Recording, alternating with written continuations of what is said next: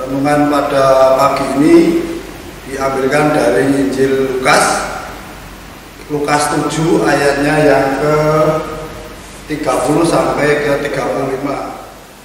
Segala puji dan syukur kami naikkan ke kehadirat-Mu ya Tuhan, karena Tuhan telah menyertai kami, Tuhan telah memberkati kami dengan segala hal yang kami perlukan.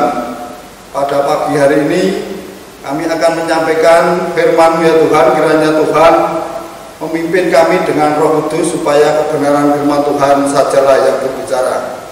Dosa dan pelanggaran kami Tuhan ampuni. Doa yang tidak sempurna ini kami naikkan hanya di dalam nama Tuhan kami Yesus Kristus sebagai Tuhan dan Juru Selamat kami yang sejati. Haleluya, amin.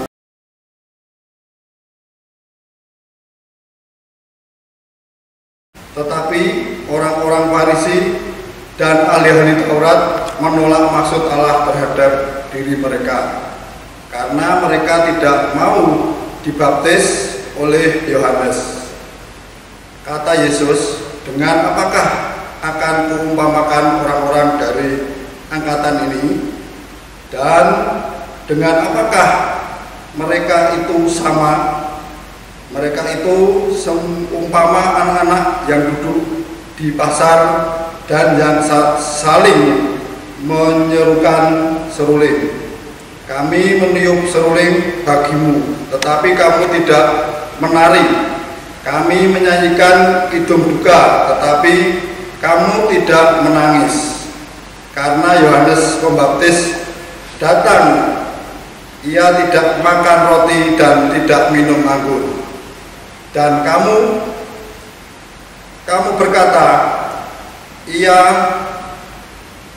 kerasukan setan. Kemudian Anak Manusia datang, ia makan dan minum, dan kamu berkata, lihatlah, ia seorang pelahap dan peminum, sahabat memungut cukai dan orang berdosa, pemungut cukai dan orang berdosa, tetapi hikmat dibenarkan oleh semua orang yang menerimanya. Itulah firman Tuhan. Berbahagialah orang yang mendengarkan, merenungkan siang malam, bahkan melakukan dalam hidupnya hari lepas hari. Haleluya. Salam Bapak Ibu, selamat pagi. Semoga kesehatan selalu menyertai Bapak Ibu dan Saudara beserta anak-anakku semuanya. Kiranya berkat kesehatan, berkat apa yang dibutuhkan dalam hidup, Tuhan menyediakan dan mengasihi kita semua. Pada renungan pagi hari ini diambilkan dari Lukas 7, dan pada pagi hari ini bertema untuk supaya menjadi terbuka. Bagaimana supaya kita terbuka? Marilah kita kupas istilahnya renungan firman Tuhan tadi. Di dalam kedatangan Yohanes Pembaptis, waktu itu hidup secara akvatis atau hidup menjauh dari dunia atau menjauh dari keramaian dunia. Yohanes Pembaptis pada saat itu pantang minum anggur, makan roti. Nah, itu dikatakan oleh para waktu itu di zaman Yahudi, khususnya orang Farisi, menyangka Yohanes Pembaptis kerasukan setan, makanya pantas untuk dijauhi. Dan bagaimana kedatangan dengan Tuhan Yesus Kristus sendiri? Tuhan Yesus Kristus sendiri datang, bahkan ia mau minum, makan roti bersama-sama orang yang berdosa, orang yang baik, pemungut cukai. Pokoknya pada waktu itu dikatakan loba atau pemabuk. Jadi betapa sulitnya orang menerima kehadiran Tuhan Yesus Kristus bersama Yohanes Pembaptis pada saat itu. Bagaimana berkat Tuhan akan mengalir dalam diri kita kalau kita selalu tidak hidup terbuka, mau membuka diri untuk melayani Tuhan dan tetap berpegang pada prinsip kebenaran. Pada waktu itu sabda Tuhan juga yang tadi kita baca menunjukkan bahwa manusia itu sulit sekali untuk menerima berkat Tuhan, karena dari kesombongan, ketegar-teguhan mereka, atau tidak menganggap orang lain, istilahnya mau tidak membuka berkat Tuhan yang disalurkan oleh saudara kita yang lain. Karena sebenarnya berkat Tuhan itu setiap saat hadir dalam kehidupan kita melalui saudara kita yang lain, istilahnya yang berbeda agama pun kita sulit untuk menerima. Nah, karena itu sulit kita untuk menerima berkat dan karunia Tuhan. Karena itu di dalam hidup ini kita harus membuka diri untuk saling menerima.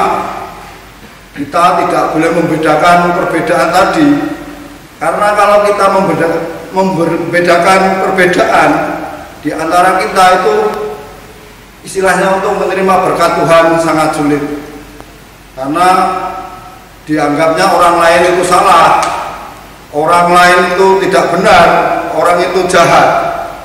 Yang paling benar adalah kita sendiri.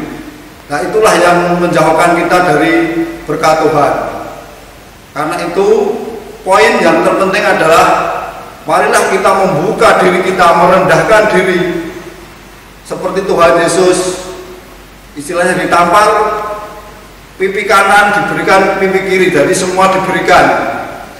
Memang sulit Bapak Ibu, tapi harus kita coba dan kita harus berlatih dulu supaya menerima berkat Tuhan, kedamaian hidup kita. Di dalam poin terakhir ini, renungan yang singkat ini, mari saya ajak Bapak Ibu, saudara dan anak-anakku semua untuk saling menghargai meskipun itu berbeda pendapat, berbeda agama, berbeda ideologi. Kita harus saling menghormati supaya kita menemukan kedamaian dan berkat Tuhan. Kiranya firman ini saya cukupi sekian. Sampai berjumpa lagi. Tuhan Yesus memberkati. Supaya menjadi terbuka, supaya bisa menemukan kedamaian dan berkat Tuhan. Karena itu yang dikehendaki oleh Tuhan, kami akan senantiasa membuka hati kami, belajar seperti Tuhan, belajar supaya lebih baik, belajar menerima dan menghargai orang lain meskipun itu berbeda ideologi dan agama sekalipun. Karena itu ya Tuhan, kami mohon penguatan Roh Kudus supaya kami dimampukan untuk melaksanakan dan melakukannya, supaya hati kami bisa dibukakan dan kami menjadi berkat bagi orang lain dan kami sendiri menerima kedamaian dari Tuhan. Tuhan, ampuni dosa dan kesalahan kami. Apabila kami berbuat dosa dan kesalahan, kiranya Tuhan mengampuninya. Doa yang jauh dari sempurna ini kami naikkan hanya di dalam nama satu Tuhan kami, Yesus Kristus, Juru Selamat kami yang sejati. Haleluya, amin.